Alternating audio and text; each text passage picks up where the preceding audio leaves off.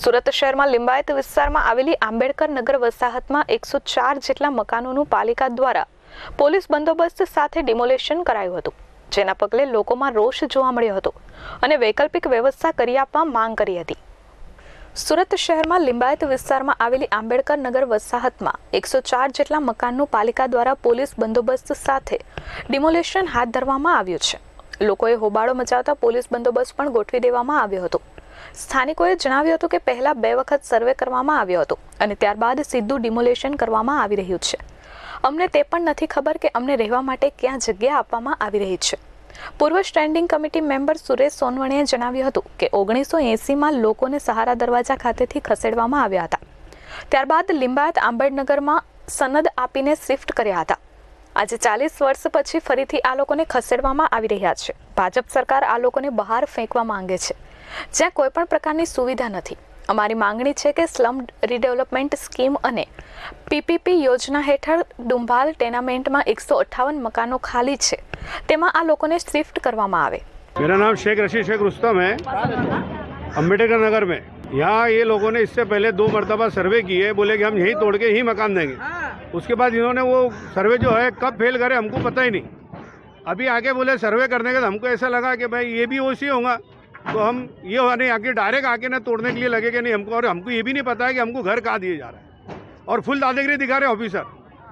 और पुलिस भी, ये पुलिस देख नहीं रही कि इनके साथ क्या जुल्म हो रहा है पुलिस लोगों को, और कह रही चलो तुम निकलो यहाँ से, चलो निकलो यहाँ से। तो ये क्या पुलिस सबके लिए है क्या खाली कॉर्पोरेशन के लिए पुलिस है? वही पता नहीं है, किसी ने कहा दिया नहीं, कहा इन्होंने कहा चिटका, इनको पता है।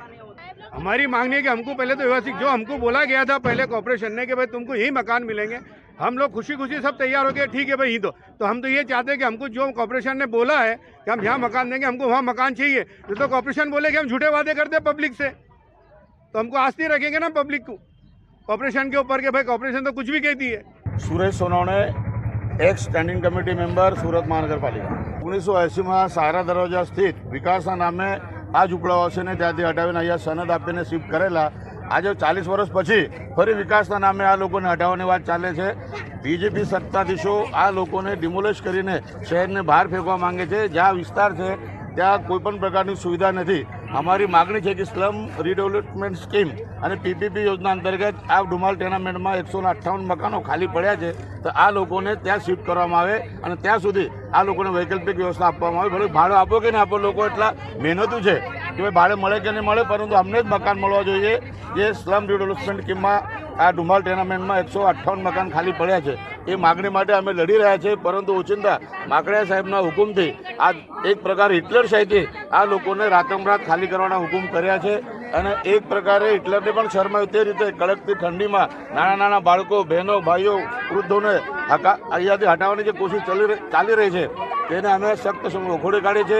મ્યુનિસિપલ કમિશનર શ્રી અમારી માગણી છે કે આ લોકોને સારા મકાન આપવામાં આવે અને ત્યારબાદ અહીંયા જ આ લોકોને શિફ્ટિંગ કરવામાં આવે, અમારી માગણી છે।